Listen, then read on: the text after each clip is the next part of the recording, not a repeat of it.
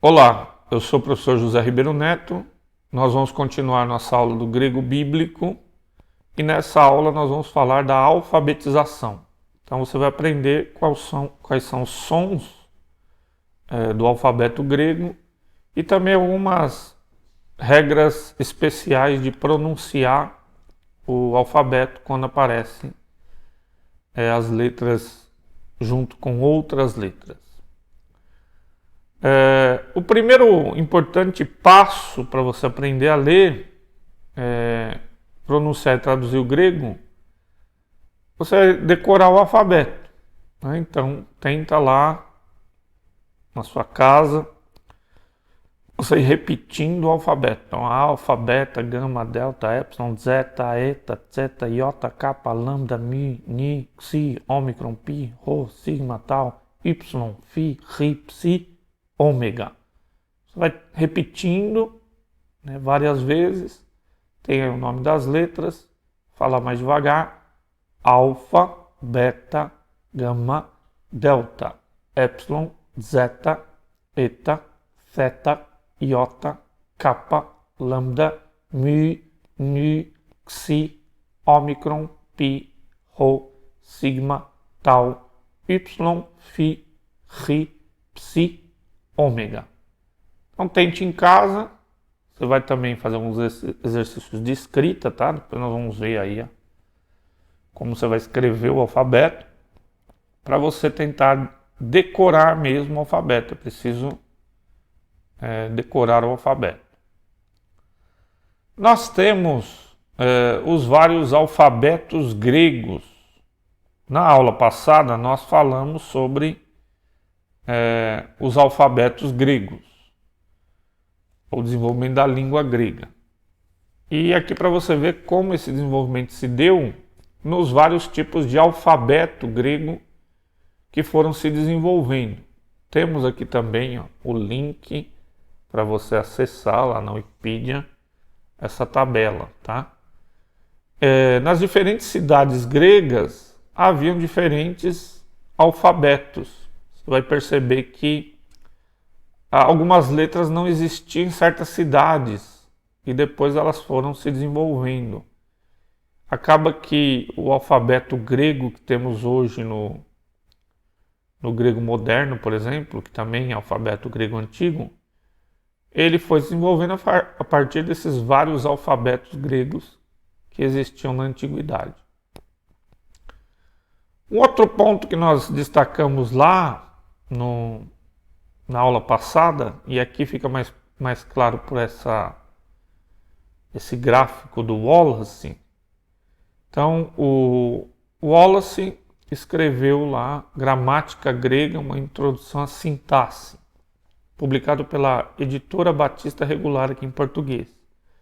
E ele faz o gráfico mais bem explicativo aí de todas as gramáticas que você encontrar sobre o grego do Novo Testamento.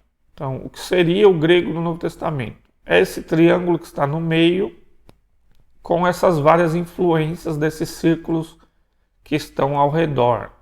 Então, você teria um contexto semítico que interfere no estilo do grego do Novo Testamento. Você teria ali um koiné vernacular, a língua comum falada pelas pessoas da época, o grego, o vernáculo, né? Ele vai interferir num conceito lexical, quer dizer, dos significados das palavras no Novo Testamento. O koiné literário, então que é as formas literárias da língua da época, vai interferir na sintaxe. E esses são como vasos comunicantes ou como conjuntos. Então, tem em cada conjunto um pouquinho do outro. Então, isso seria esse triângulo, essas várias influências do grego do Novo Testamento, tá? Só para você não confundir na hora de estudar também. E o que você tem, se a gente separar em livros, então, os livros são separados ali em ordem decrescente de pureza, ou seja, mais próximos do literário ou menos próximos do literário, mais distantes. Então você teria aqui, desse lado, né, do lado esquerdo aqui da tabela, alguns livros que têm um estilo mais semítico, mais vulgar. Vulgar não no sentido pejorativo, tá? Vulgar de vulgo, mais popular. Então, em ordem lá de mais semitizado, temos Apocalipse, depois Marcos, os escritos de João, né, o Evangelho e as cartas, e 2 Pedro. Aqui no meio, né, nessa tabela aqui, nessa parte do meio, você vai ter o chamado mais coloquial, que era o mais comum, as pessoas educadas, né, não uma literatura desenvolvida, mas as pessoas ali medianas falavam o grego coloquial. Então, a maior parte dos escritos paulinos está nesse grego coloquial e também Mateus. Num koiné mais literário, ser mais rebuscado, mais próximo da literatura, você tem Hebreus como o koiné mais literário que nós temos no Novo Testamento, os escritos de Lucas, que é Lucas Atos, a carta de Tiago, as epístolas pastorais, 1 Pedro e Judas. O que explica, por exemplo, que 2 Pedro está aqui, né? Ó. Aqui, ó, 2 Pedro está aqui. E 1 Pedro está lá do outro lado. Então, isso é explicado por diferentes amanuenses. O amanuense era a pessoa que era contratada para escrever aquilo que você falava. Então, um amanuense mais educado, ou que fosse mais grego, ele escreveria de uma forma mais literária. Por isso, então, 2 Pedro está desse lado, que provavelmente o próprio Pedro, ou um amanuense mais semitizado, que o ajudou ali, né, na escrita.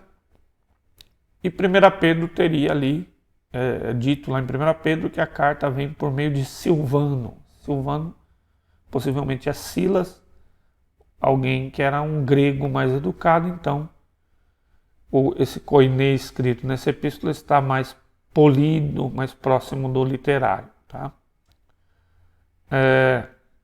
Então, menos ou mais semítico, mais literário, nós teremos esses tipos de grego no Novo Testamento.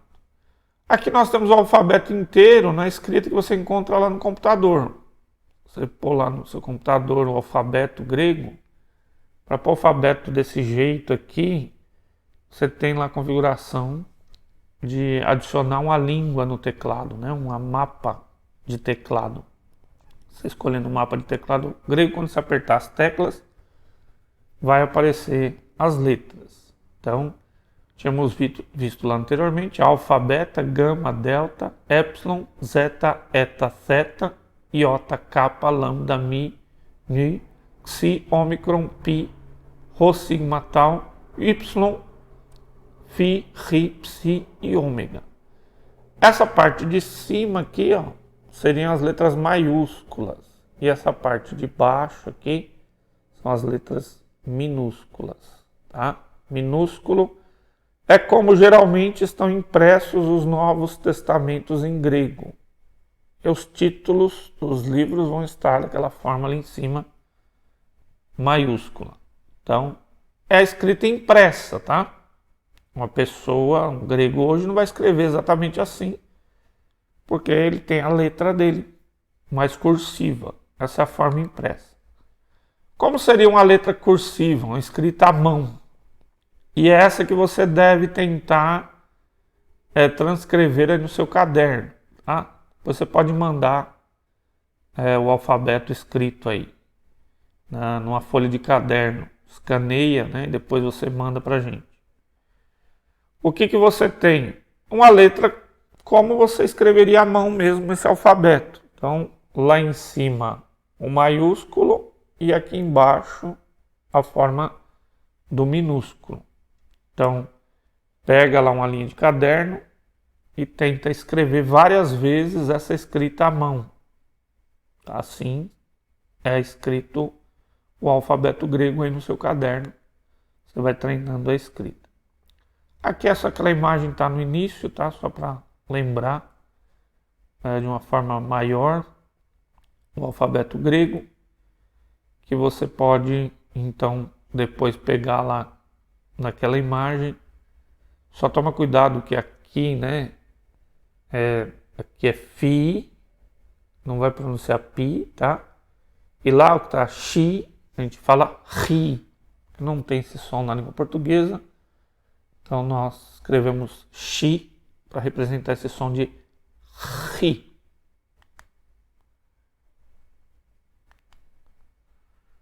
Então você precisa agora praticar, tá? Tem que tentar escrever várias vezes lá, ó, de acordo com este alfabeto. Tá? Esse vai ser o seu parâmetro. Pega essa forma de escrever que é escrita à mão e copia mais vezes, várias vezes, até criar um calinho aqui no dedinho. Você vai escrevendo várias vezes o alfabeto grego para você treinar. Porque aí você vai fazer as suas anotações depois. Você vai ter que anotar em grego as palavras gregas. Então é preciso praticar esse alfabeto grego.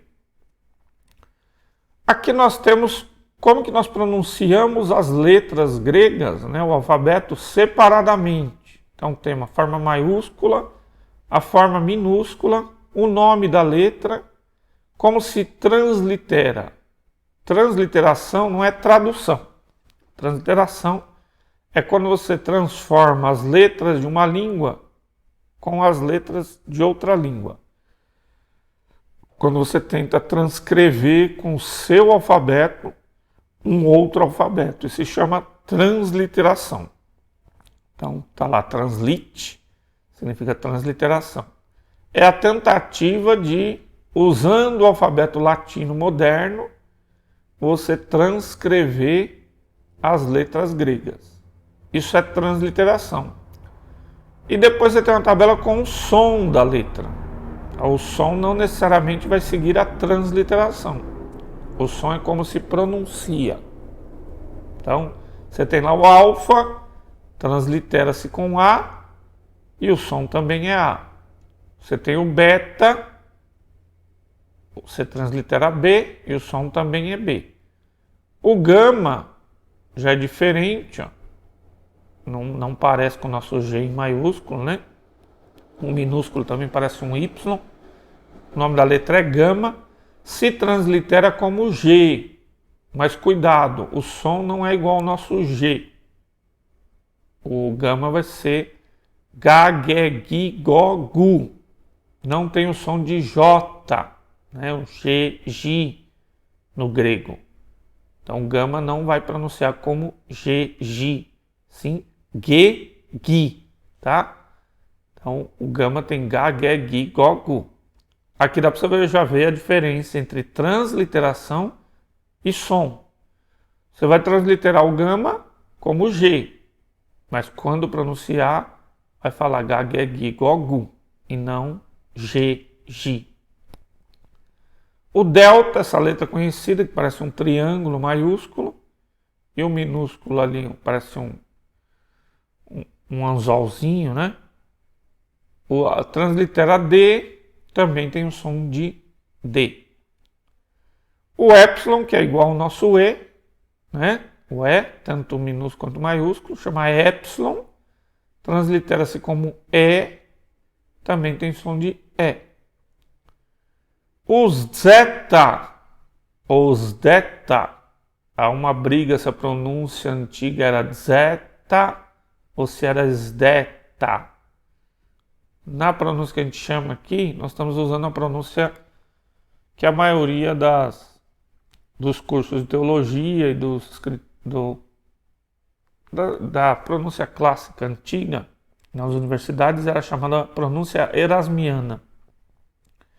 Erasmo de Roterdã usava esta pronúncia, então se acostumou a pronunciar o alfabeto grego assim como nós pronunciamos. Como estamos pronunciando aqui, tá? A pronúncia moderna é diferente.